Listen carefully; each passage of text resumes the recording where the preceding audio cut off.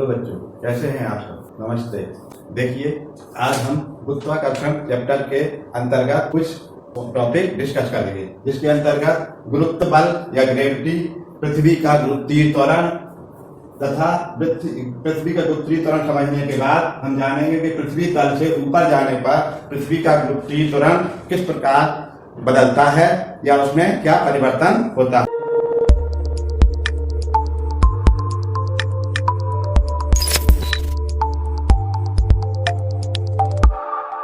इसको समझने के पहले हमको दो टर्म समझना बहुत आवश्यक है।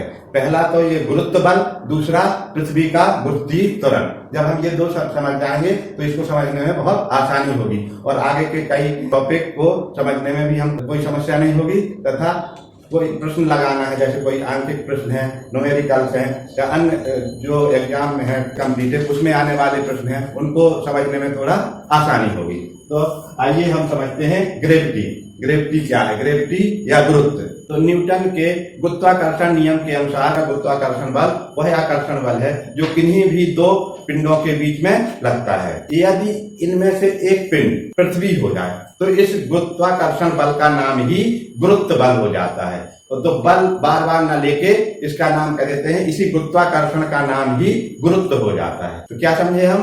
तो यदि इन किन्हीं भी दो वस्तुओं के स्थान पर इन दो वस्तुओं में से एक वस्तु पृथ्वी हो जाए तो फिर इस बल का, इसी गुरुत्वाकर्षण बल का नाम ही गुरुत्व बल हो जाता है। गुरुत्वाकर्षण बल और गुरुत्व बल या गुरुत्वाकर्षण और गुरुत्व, इसमें यही डिफरेंस है कि अगर गुरुत्वाकर्षण है तो वो किन्हीं भी दो पिंडों के बीच का बल है और अगर गुरुत्व बल है तो उनमें से एक पिंड पृथ्वी होना आवश्यक है। इसी बल के कारण मुक्त रूप से फेंकी गई वस्तु, जैसे यहाँ से अपन ऊपर की तरफ वस्तु को फेंकें तो वो नीचे आके गिरती है, तो ये जिस बल से ये इसको अपनी ओर खींच रही है, इस बल को गुरुत्व बल कहते हैं। अब जिस प्रकार से ये वस्तु को अपन मुक्त रूप से ऊपर से भी फेंक सकते हैं, इसको ऊपर से फेंके तो नीचे क्यों नहीं जा रही, नीचे से जब फेंकते हैं तो जब तक ये हमारे हाथ का बल काम करता है तब तक तो ये ऊपर जा रही है और जब हाथ का बल खत्म हो जाता है तो पृथ्वी का गुरुत्व बल प्रभावी हो जाता है, तो पृथ्वी इस वस्तु को अपनी ओर खींचने लगती है। अब जब ये वस्तु को, अब ये मुक्त रूप से किसी वस्तु को जब अपन ऊपर से यहाँ से गिराते हैं पृथ्वी की तरफ तो इसका वेग धीरे धीरे बढ़ता जाता है। तो ये वेग क्यों बढ़ रहा है? इस बल के कारण। जैसे कोई वस्तु चल रही हो, जैसे गेंद जा रही है, गेंद के बाद हम उसमें पीछे से धक्का मारते जाते हैं तो गेंद का वेग बढ़ता जाता है। इसी प्रकार से ये वस्तु है, ऊपर से हमने फेंकी, जीरो, इसका वेग ऊपर से जीरो है ब्राह्म अवस्था से, जैसे जैसे ये नीचे जाती है तो इसका वेग बढ़ता जाता है। ये वेग क्यों बढ़ रहा है? इस गुरुत्व बल के कारण। तो ये जो वेग बढ़ने की दर है इसी को अपन कहते हैं वेग परिवर्तन की दर को त्वरण कहते हैं। इसी कारण से वस्तु में त्वरण उत्पन्न हो जाता है। या तो हम कहें कि वस्तु के वेग में परिवर्तन हो रहा है, इसी को दूसरे वस्तु शब्दों में कह सकते हैं कि वस्तु में त्वरण उत्पन्न हो रहा है। तो इसको अपन कहे से व्यक्त करते हैं? स्मॉल जी से। और जी का मान वस्तु के आकार, उसके रूप रंग और उसके द्रव्यमान पर निर्भर नहीं करता है। यदि किसी वस्तु का द्रव्यमान m हो तो उस पर कार्य करने वाला गुरुत्वीय बल होता है mg, वस्तु के भार के बराबर। इसी भार से जैसे किसी वस्तु का द्रव्यमान m है तो जब इसको मुक्त रूप से ऊपर से फेंका जाता है तो इसके ऊपर जो कार्य करने वाला बल होता है तो बल कितना हो जाता है? बल बराबर हो जाता है इसके भार के बराबर, m इंटू जी के बराबर। अब यदि मान लीजिए कि इसको m को अपन 1 मान लें तो ये क्या हो जाएगा? ये वाला समीकरण जो आएगा आपका, ये आ जाएगा F बराबर G। इस तरह से ये गुरुत्वीय त्वरण की परिभाषा इससे निकल आती है। पृथ्वी का गुरुत्वीय त्वरण G उस बल के बराबर होता है जिस बल से पृथ्वी इकाई द्रव्यमान की वस्तु को अपनी केंद्र की ओर खींचती है या आकर्षित करती है। गुरुत्वीय त्वरण का मात्रक वही होता है जो अपना साधारण त्वरण का होता है, एक्सीलरेशन का। तो त्वरण का मात्रक होता है मीटर प्रति सेकंड स्क्वायर अथवा न्यूटन प्रति किलोग्राम। तो ये दोनों टर्म हमको समझना जरूरी थी। एक तो ग्रेविटी यानी गुरुत्व बल, दूसरा पृथ्वी का गुरुत्वीय त्वरण। अगर ये चीज हमको थोड़ा सा समझ में आ जाएंगी तो फिर ये समझने में आसानी होगी। तो अब हम इसके बारे में देखते हैं कि पृथ्वी तल से ऊंचाई पर जाने में प्रति क्षण इसका गुरुत्वीय त्वरण बदलता रहता है। वस्तु की स्थिति में परिवर्तन होने से गुरुत्वीय त्वरण के मान में परिवर्तन होता है। तो इसका अध्ययन करना है कि किस प्रकार से वस्तु का गुरुत्वीय त्वरण वस्तु की स्थिति में परिवर्तन होने से बदलता है। तो इसकी दो टर्म होती हैं, दो कंडीशन होती हैं। पृथ्वी तल से एक तो ऊपर फेंकने पर या पृथ्वी तल के नीचे जाने पर। तो सबसे पहले हम लोग इसके बारे में डिस्कस करेंगे कि पृथ्वी तल से ऊपर जाने पर पृथ्वी के गुरुत्वीय त्वरण में क्या परिवर्तन होता है। जैसे कोई वस्तु पहले पृथ्वी के सतह पर रखी हुई है, फिर उस समय उसका गुरुत्वीय त्वरण कितना है, अब उसके बाद उस वस्तु को पृथ्वी सतह से h ऊंचाई पर ले गए, उसमें क्या परिवर्तन होता है। h ऊंचाई पर ले जाने पर गुरुत्वीय त्वरण का मान घटता है कि बढ़ता है, ये पता करना है। यही अपन को इसका व्यंजक निकालना है। एक कक्षा 11वीं में और अन्य सब जगह कॉम्पिटिटिव एग्जाम में पूछा जाता है, कक्षा 9वीं में भी है, लेकिन इतना विस्तृत नहीं है जितना 11वीं में है। तो आइए अब हम इसका व्यंजक निकालें कि पृथ्वी तल से ऊपर जाने पर पृथ्वी के गुरुत्वीय त्वरण में क्या परिवर्तन होता है। साथ ही हम लास्ट में इसमें कुछ ऐसे क्वेश्चन देखेंगे जो कि बहुत सारी प्रतियोगी परीक्षाओं में उपयोगी हैं और हमेशा आते ही रहते हैं। हम इसी टॉपिक पे देखते हैं, इसका व्यंजक ज्ञात करते हैं। पृथ्वी तल से ऊंचाई पर जाने पर पृथ्वी के गुरुत्वीय त्वरण में क्या परिवर्तन होता है। तो इसके लिए हमको क्या करना पड़ेगा, थोड़ा मानना पड़ेगा। मानना कि ये पृथ्वी है, पृथ्वी का द्रव्यमान कैपिटल M है, पृथ्वी का केंद्र O है, पृथ्वी की त्रिज्या R है। अब इसमें M द्रव्यमान की कोई वस्तु पृथ्वी की सतह पर रखी हुई है, तो अब पृथ्वी इसको अपनी केंद्र की ओर खींच रही है। कितने बल से खींच रहा है, जो इसमें तो दो जगह लग जाएगा कि ये कौन सा बल लग जाएगा, दो पिंड है तो इसमें गुरुत्वाकर्षण बल के नियम से अनुसार लग जाएगा बल। अब वो बल कितने के बराबर होगा, ये संबंध इसमें निकाल, वो उसके वस्तु के भार के बराबर होगा। इसमें दो प्रकार से अपन इसको तुलना कर देते हैं। क्या करेंगे कि ये पृथ्वी है, पृथ्वी के सतह पर M द्रव्यमान की कोई वस्तु रखी हुई है। अब पृथ्वी इस वस्तु को अपनी ओर खींचती है, या पृथ्वी और इस वस्तु के बीच लगने वाला गुरुत्वाकर्षण बल का मान कितना है, तो ये अपन निकाल लेंगे Gm_m/r², गुरुत्वाकर्षण नियम के अनुसार। तथा इस वस्तु का भार बल, अब ये वस्तु कितना है इसके ऊपर, तो ये जो गुरुत्वाकर्षण बल है, गुरुत्व बल है, कितना होगा, ये वस्तु के भार के बराबर होगा। किसी वस्तु का अगर वहां रखी है M द्रव्यमान की है तो उसमें उसका जो भार होगा, भार बराबर होता है, भार बराबर क्या हो जाएगा, बल गुणे उसका द्रव्यमान गुणे त्वरण। तो इसका कितना बल, जितना ये बल लगाएगी वही उसका भार होगा, तो M×G ये भार बल हो जाएगा, भार बल। तो ये इसका दोनों को बराबर कर देंगे, तब अपन इसी प्रकार से इसको ऊंचाई पे ले जाएंगे, R ऊंचाई, तब उस समय भी यही दोनों कंडीशन में निकालेंगे। तो देखिए हम इसको किस तरह से लिखने, माना कि पृथ्वी का केंद्र O है, पृथ्वी का केंद्र O, त्रिज्या R तथा द्रव्यमान कैपिटल M है। यदि इसके तल पर स्मॉल m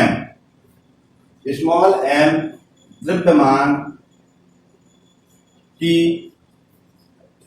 कोई वस्तु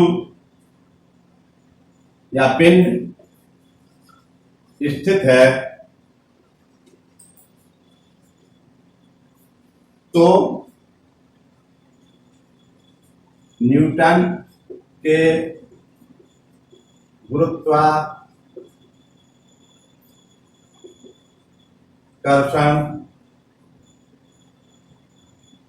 के नियमानुसार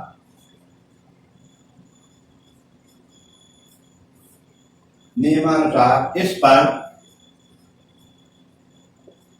पर कार्य करने वाला गुरुत्व बल। अब ये इसका गुरुत्वाकर्षण का क्या नाम हो जाएगा, गुरुत्व बल। क्यों, क्योंकि इसमें एक वस्तु पृथ्वी है, तो यही है गुरुत्वाकर्षण, लेकिन एक वस्तु पृथ्वी, एक वस्तु दूसरी अन्य कोई पिंड है, तो इसी गुरुत्वाकर्षण का नाम हो जाएगा गुरुत्व बल। गुरुत्व बल, जो गुरुत्व बल होगा वो कितने के बराबर हो जाएगा, वो हो जाएगा, गुरुत्व बल हो जाएगा G capital M into small m बटे R²। ये वही है कि गुरुत्व बल जो होता है उन दोनों पिंडों के द्रव्यमान के गुणनफल के समानुपाती और उनके बीच की दूरी के वर्ग के व्युत्क्रमानुपाती होता है। तो गुरुत्व बल इतना हो जाएगा, यह बल कितना होगा, ये जो इसमें ये बल उस समय उस वस्तु के भार बल के बराबर होगा। क्यों? क्योंकि वो वस्तु उसके ऊपर रखी है तो वस्तु उसके नीचे की तरफ दबा रही है, कोशिश कर रही है वो नीचे जाने की कोशिश कर, तो वो उसको खींच रही है वस्तु उसको। तो यह जो बल होगा, ये गुरुत्व बल होगा, इतना होगा, यहाँ पे अपन इतना होगा। यह बल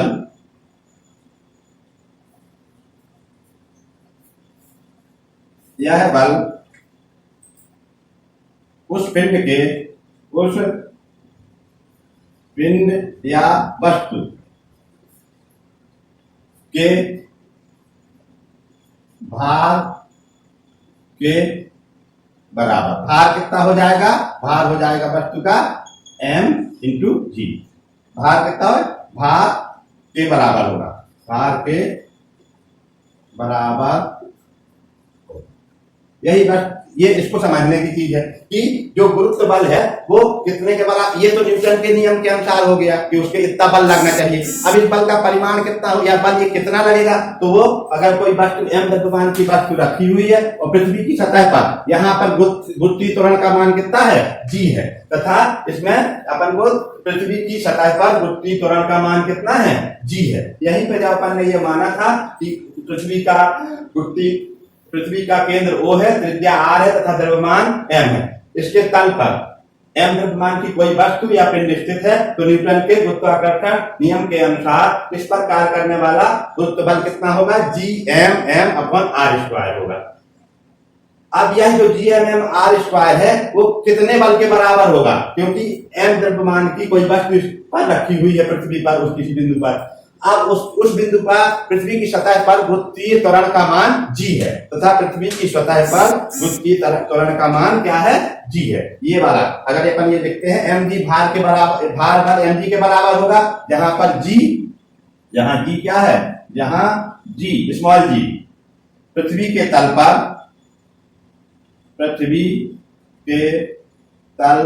पर गुरुत्वीय त्वरण है, गुरुत्वीय त्वरण है।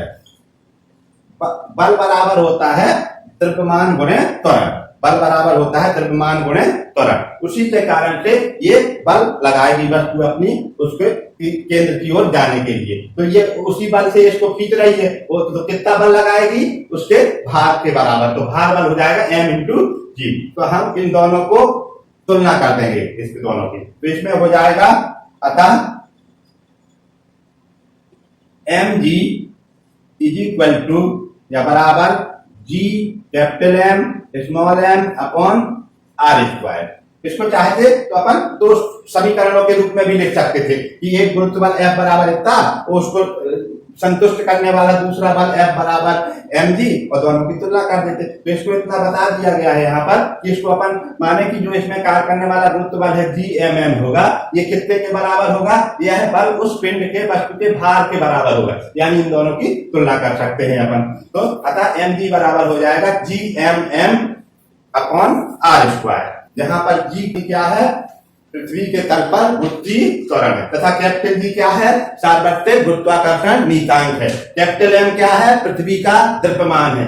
स्मॉल m क्या है, उस पृथ्वी के ऊपर रखी हुई छोटी वस्तु का द्रव्यमान है। r क्या है, पृथ्वी के केंद्र से लेकर जहां पर वो वस्तु रखी है उसकी दूरी अथवा त्रिज्या, क्योंकि उसकी सतह पर रखी है तो ये दोनों चीज हो जाएगी क्या, कि पृथ्वी के केंद्र से लेकर वस्तु तक की दूरी, दूसरी चीज हो जाएगी पृथ्वी के केंद्र से पृथ्वी की त्रिज्या, दोनों के बराबर हो जाएगा। इसमें इस तरह से आ जाएगा। तो अब इसको थोड़ा सा, इसको चाहे तो थोड़ा सा हल भी कर सकते हैं। स्मॉल m से ये वाला m से m काट सकते हैं, तो इसमें ये आ जाएगा स्मॉल m से स्मॉल m कैंसिल कर दिया तो ये आ जाएगा g बराबर Gm अपॉन r²। ये समीकरण नंबर 1 मान लेते हैं अपन। इस तरह से ये आ जाएगा। अब हम थोड़ा इस वस्तु को जो पृथ्वी की सतह पर रखी हुई वस्तु थी, अब इसको h ऊंचाई पर ले जाते हैं। अब यही वस्तु है, यही चित्र है। इस चित्र में थोड़ा सा परिवर्तन करने के लिए ये पहले वस्तु यहाँ रखी थी ये वाली, अब इसी वस्तु को ये वस्तु है, अब इसको धीरे धीरे धीरे करके h ऊंचाई पर ले गए। अब h ऊंचाई पर ले जाएंगे तो इसी प्रकार से इसमें बल लगेंगे। जब ये h ऊंचाई पर पहुंच जाएगी तो ये पृथ्वी और इस वस्तु के बीच में लगने वाला गुरुत्वाकर्षण बल कितना हो जाएगा, जी एम एम, दोनों की वस्तुओं के द्रव्यमान के गुणनफल, और बीच की दूरी के वर्ग के, तो दूरी कितनी हो जाएगी, इसकी दूरी हो जाएगी इस वस्तु की r प्लस एच, दूरी कितनी हो जाएगी, r इधर से इधर तक की, और ये वाली एच और बढ़ गई, तो इसकी दूरी हो जाएगी r प्लस एच। तो इस वाले सूत्र में या गुरुत्वाकर्षण के नियम वाले समीकरण सूत्र में इसमें आर स्क्वायर की जगह पे आर प्लस एच का स्क्वायर रख देंगे, बाकी ये जो, और तथा ये भी मानना पड़ेगा कि माना कि ये एच ऊंचाई पर पृथ्वी का गुरुत्वीय त्वरण कितना है, जी डैश है, जी डैश है, इसका जो गुरुत्वीय त्वरण है जी डैश है एम एच ऊंचाई पर। तो इसके एक लाइन अपन लिख लेते हैं, तो ये याद रखने में सहूलियत होगी। माना कि वस्तु या पिंड एम को पृथ्वी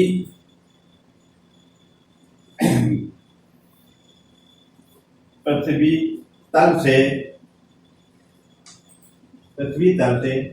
एच ऊंचाई पर ले जाने पर, एच ऊंचाई पर ले जाया जाता है, यदि इस ऊंचाई पर पृथ्वी का गुरुत्वीय त्वरण जी डैश हो, तो कितना हो, जी डैश हो, तो न्यूटन के गुरुत्वाकर्षण नियम के अनुसार, तो क्या होगा, इसी प्रकार से इसको अपन को करना है। तो क्या हो जाएगा, तो ये यही कंडीशन बन जाएगी कि जो उसके ऊपर लगने वाला जो गुरुत्व बल होगा, तो गुरुत्व बल कितना हो जाएगा, पृथ्वी और उस वस्तु के बीच में लगने वाला गुरुत्व बल, तो गुरुत्व बल कितना हो जाएगा, गुरुत्व बल बराबर हो जाएगा G capital M into small M upon R plus H का होल स्क्वायर, ये हो जाएगा गुरुत्व बल। तथा यह है बल उस स्थान पर रखी उस एम द्रव्यमान की वस्तु के भार एम जी डैश के बराबर होगा। अतः अब ये समीकरण में अपन इसी को जो कहते हैं उसको संतुलित कर देंगे, उसको संतुष्ट कर कि एम जी डैश बराबर G capital M into small M upon R plus H का होल स्क्वायर, ये है। अब इसमें भी एम से एम काट देंगे अगर अपन, तो ये सभी क्या हो जाएगा, इसको इस तरह से लिख सकते हैं कि G dash is equal to G M upon R plus H का whole square, R plus H का होल स्क्वायर, इस तरह से ये आ जाएगा। ये समीकरण नंबर 2 हो जाएगा, ये समीकरण नंबर 2 हो जाएगा। अब हम इसको आगे हल करेंगे। देखिए समीकरण 2 में समीकरण 1 का भाग देने पर यहां लिख लेते हैं, समीकरण 2 में समीकरण 1 का भाग देने पर देखिए हमको क्या प्राप्त होता है कि इसको भाग दे देंगे समीकरण 2 में, तो एक तरफ का बायां पक्ष जी डैश बटे जी, बायां पक्ष जी डैश है, इसका बायां पक्ष जी है। फिर दाहिने पक्ष की तरफ जाएंगे तो इसका दाहिना पक्ष कितना है, G M upon R square. अब इसका भाग दे देंगे, तो यहाँ भाग का चिन्ह लगाएंगे अपन, इसमें भाग दे देंगे जी डैश का, तो इधर कितना आ जाएगा, G M upon R plus H का होल स्क्वायर, क्योंकि ये दूरी यहाँ पर ऊंचाई पे ले जाने पे दूरी क्या हो जाएगी, पृथ्वी की त्रिज्या, और इसमें एच ऊंचाई बढ़ जाएगी। यहाँ पर ये क्योंकि उतना ही रहेगी, ये जो दूरी है इसके केंद्र से केंद्र तक लगती है, लेकिन ये जो दूरी है यहाँ की बहुत कम है, इसलिए इसको केवल आर के बराबर माना गया। अब इसको अपन थोड़ा सा हल कर लेते हैं। इसको कैसे हल करेंगे, देखिए इसको, ये आ जाएगा GM अपॉन आर स्क्वायर, भाग का चिन्ह करने के लिए इसको गुणा कर देंगे, जहां से इसको गुणा करेंगे तो ये क्या हो जाएगा, जी यहाँ पे अपन थोड़ा उल्टा लिख गए, उसको सीधा करना पड़ेगा, पहले इसको यहाँ पे भाग देंगे, इसमें ये वाला हो जाएगा GM अपॉन आर स्क्वायर, 2 में 1 का भाग दिया जाए, यहाँ तो अपन ने सही किया इसको कि G डैश में G का भाग दिया, अब G डैश के बराबर कितना है, G डैश के बाद GM upon R plus H square, R plus H का होल स्क्वायर। अब इसमें कितने का भाग देना है, GM अपॉन आर स्क्वायर का, ये कर दे। अब देखिए इसको क्या करेंगे कि को यहाँ पे जब ये वाला चिन्ह हटाएंगे, ये भाग का चिन्ह गुणा में हो जाएगा, GM upon R plus H का होल स्क्वायर। अब इसका गुणा किया, ये भाग, तो ये पलट जाएगी, ये वाली संख्या पलट जाएगी, तो ये हो जाएगी आर स्क्वायर अपॉन GM। तो अब यहाँ से G से G कैंसिल, M से M कैंसिल, अब ये कितना हो जाएगा पूरा, R square upon R plus H का होल स्क्वायर, इस तरह से ये आ जाएगा। तो ये किसके बराबर आया, G डैश अपॉन G के बराबर, G डैश अपॉन G बराबर आ गया कि आर स्क्वायर अपॉन, उसको अपन क्या है तो यहाँ लिखते हैं, G डैश अपॉन G बराबर R square upon R plus H का whole square, R square plus, ये अब ये लगभग व्यंजक अपना आ चुका है। थोड़ा सा इसमें विशेष परिस्थितियां देखना है, तो इसको देखते हैं अपन लोग कि एक तो क्या है G डैश बराबर, इसको अपन एक तरह से ये कर सकते हैं कि इसको G डैश का मान निकाल लें, तो G डैश बराबर कितना हो जाएगा, G को इधर पक्षांतर कर दें, ये वाला, तो कितना हो जाएगा, G यहाँ पर हो जाएगा और यहाँ पे हो जाएगा, इसको कोष्टक के अंदर बंद कर दे पूरा, G यहाँ पे बाहर हो जाएगा, कोष्टक के अंदर ये ज्यों का त्यों, आर स्क्वायर बटे आर प्लस एच का होल स्क्वायर, इस तरह से एक तो ये हो जाएगा। अब इसको थोड़ा और आगे हल करेंगे अपन, तो ये या इसी को इसमें से आर कॉमन ले लेंगे, इधर G ये हो गया G डैश के बराबर है, किसके बराबर है, G डैश के बराबर G।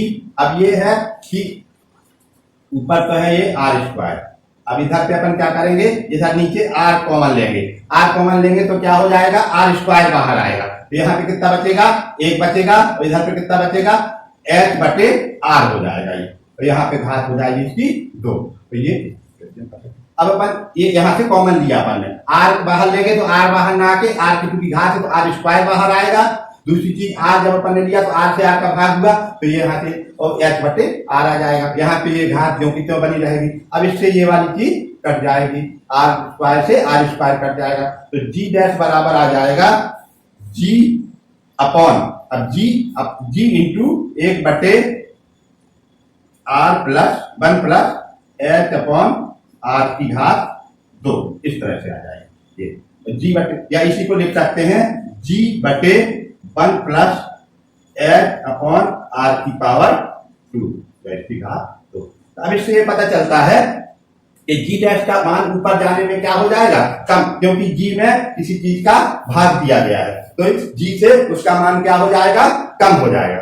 तो इससे ये पता चल जाएगा G का, जैसे जैसे अब इसमें अपन को क्या करना है, G इसमें इतने का भाग दिया, अगर ये दोनों बराबर होते तो यहाँ पे 1 होता, क्योंकि इतने बटे इतने का इसमें किसी चीज का भाग दिया जा रहा है, तो इसका मतलब है कि G का मान, जो G डैश का मान है वो G से कम है, G डैश का मान ऊपर ऊंचाई पर जाने पर पृथ्वी की सतह से गुरुत्वीय त्वरण का मान कम होता चला जाता है। इसे अपन ये निष्कर्ष पर पहुंचते हैं कि क्योंकि यहाँ G डैश है तो यहाँ पर G डैश बराबर G into 1 upon 1 plus H upon R का होल स्क्वायर। तो ये G में गुरुत्वीय त्वरण, पृथ्वी के गुरुत्वीय त्वरण में किसी चीज का भाग दिया, जब किसी चीज का भाग दिया जाता है तो वह संख्या क्या हो जाती है, कम हो जाती है किसी भी चीज का। अगर उसका 1 का भाग दिया जाए तो वो बराबर रहेगी, लेकिन इसमें 1 से कुछ ज्यादा का भाग दिया जा रहा है, 1 से कुछ जो, तो इसका मतलब इसका मान क्या हो जा रहा है, ऊपर जाने पर गुरुत्वीय त्वरण का मान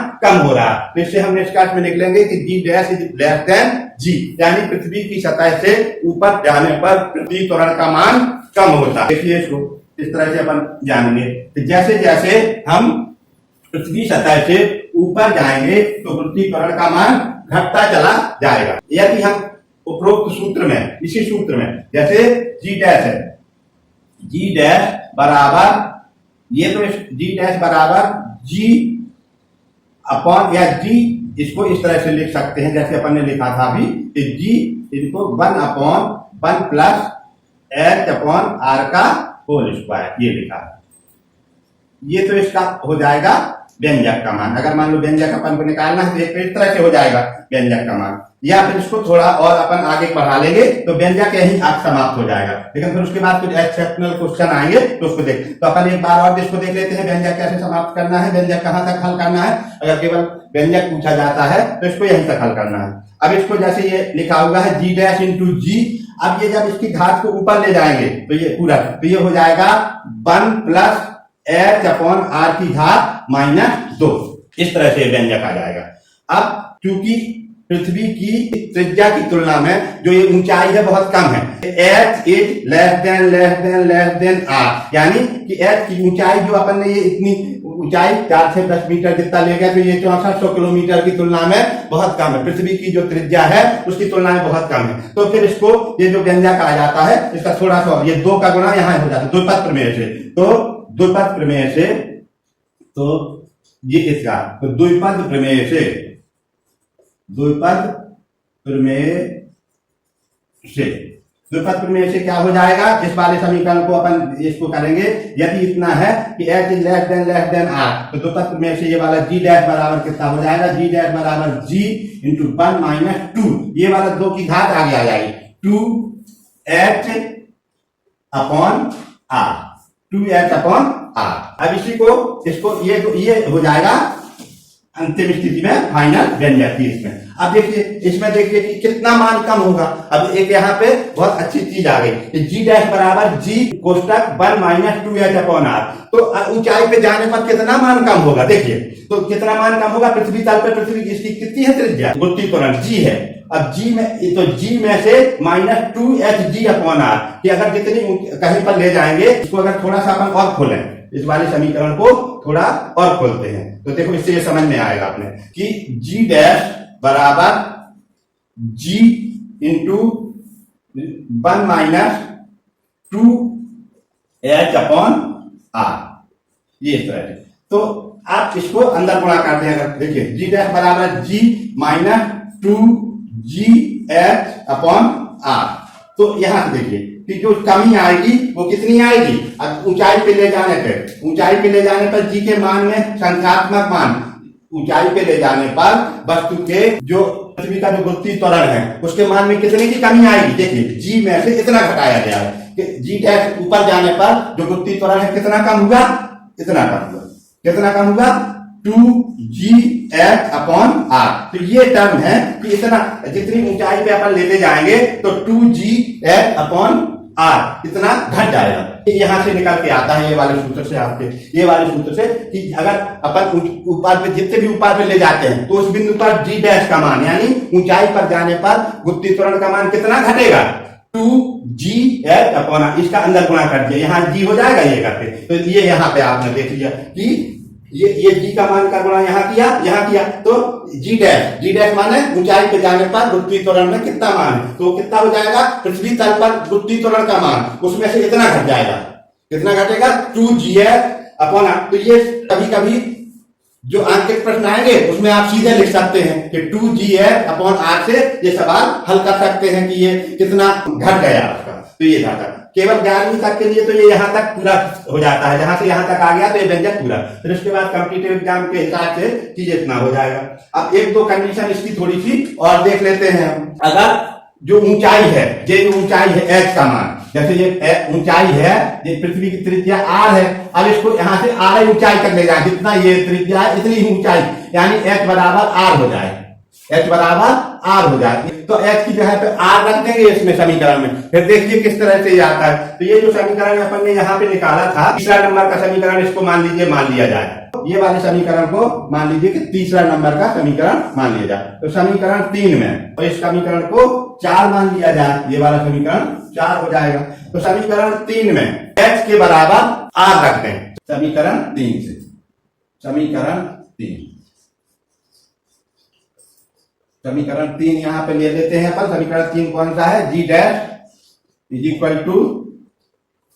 इक्वल टू ये वाला g अपॉन 1 प्लस h अपॉन r का होल स्क्वायर। ये समीकरण, इसको अगर सही तरीके से लिखें तो यहाँ बराबर के जो ये वाली बटे की लाइन होती है इसके बराबर g और यहाँ पे g डैश, इस तरह से आ जाएगा। g डैश बराबर g into 1 upon h r है, तो 1 का इससे गुणा कर दिया गया, तो ये हो जाएगा 1 प्लस h अपॉन r। अब इसमें हमने क्या बड़ी विशेष परिस्थिति मान ली कि अगर वस्तु को ऊंचाई h का मान क्या हो जाएगा? पृथ्वी की त्रिज्या के बराबर हो जाए h का। तो ये वाली अगर स्थिति ले ली जाए, यानी कि वस्तु को पृथ्वी की त्रिज्या के बराबर ऊंचाई पे ले जाया जाए, तो उस स्थिति पर गुरुत्वीय त्वरण का मान कितना होगा? तो देखिए इससे कितना सरलता से निकाल आएगा कि g डैश बराबर g upon 1 plus r into r, h बराबर r रख दिया, यहाँ होल स्क्वायर हो जाएगा। तो इसको देखो g बटे 1 प्लस, अब इससे 1 से r कट गया, 1 आ गया तो 1 2 हो गया, स्क्वायर हो गया, बराबर g बटे 2 का वर्ग बराबर g बटे 4, यानी कि गुरुत्वीय त्वरण का मान कितना हो जाएगा? चौथाई हो जाएगा। पृथ्वी तल से ऊपर अगर अपन 6400 किलोमीटर की ऊंचाई पर ले जाएंगे तो गुरुत्वीय त्वरण का मान कितना हो जाएगा? 1/4 या चौथाई हो जाएगा। g dash is equal to g into 1 upon 4, यानी 1/4 हो जाएगा। कितना हो जाएगा? 1/4। इसी प्रकार से अन्य अपन एक परिस्थिति और निकाल सकते हैं कि अगर मान लीजिए कि चंद्रमा, अब चंद्रमा की दूरी कितनी है पृथ्वी से चंद्रमा की दूरी है पृथ्वी की त्रिज्या से 60 गुनी, पृथ्वी की त्रिज्या से 60 गुनी है कि पृथ्वी से चंद्रमा की दूरी। देखिए पृथ्वी से चंद्रमा की दूरी, तो पृथ्वी की त्रिज्या से 60 गुनी, पृथ्वी की त्रिज्या से 60 गुनी, 60 इंटू r, या इसी को कर सकते हैं 60 इंटू 6400 किलोमीटर। तो इसको अपन को चूंकि इसमें मान नहीं निकालना, केवल अपन को नोटेशन में निकालना है, तो नोटेशन में कैसे निकाल लेंगे इसको? देखिए इसके बाद ये अपन समाप्त कर देंगे, फिर जब आंकिक प्रश्न लेंगे तब इनको देखेंगे अपन। तो अब इसको देखिए g डैश, अब देखिए g डैश इसी वाले में g डैश बराबर g अपॉन 1 प्लस h अपॉन r है जैसे। तो अब ये चंद्रमा की सतह पर या चंद्रमा तक की ऊंचाई तक, चंद्रमा तक की ऊंचाई तक अगर ले जाए इसको, चंद्रमा तक की ऊंचाई तक ले जाने पर g का मान कितना हो जाएगा? कितना g का मान कितना होगा? तो अब इसमें देखिए इसको g डैश बराबर g upon 1 plus 60r upon r, तो इसको क्या हो जाएगा? 60r upon r। तो ये इस तरह से अगर अपन करेंगे इसको, तो ये इसका वर्ग हो जाएगा। अब इसको क्या करेंगे? r से r कैंसिल हो जाएगा, तो ये हो जाएगा g डैश बराबर g बटे, इसको ये जुड़ जाएगा इसमें 61 का होल स्क्वायर। तो ये फिर इसका जब अपन इसको करेंगे, गुणा करेंगे इसको, तो g डैश बराबर अब यहाँ पे g बटे, अब 61 इंटू 61 इतने गुना घट जाएगा, इसका g का मान इतना गुना, तो लगभग ये कितना आ जाता है? इसका अगर अपन 1 का गुना करें तो 3600 आता है। तो 1 बटे g डैश g गुणे 1 बटे 3600, इतना गुना कम हो जाएगा। g का 1 बटे 3600वां भाग गुरुत्वीय त्वरण का रहेगा चंद्रमा तक की ऊंचाई पर। इस तरह से हम इसका न्यूमेरिकल में भी बहुत महत्व है, अगर ठीक से समझेंगे तो काफी अच्छा रहेगा। तो इसमें काफी जो सवाल है आंकिक उनको भी हल कर पाएंगे और विशेष कई परिस्थितियां जो ली गई हैं उनको भी देखेंगे। अगर इसको जब करेंगे तो 60 का या 3600 के आसपास आ जाए, 1/3600 भाग घट जाएगा इसका डी का। ठीक, धन्यवाद।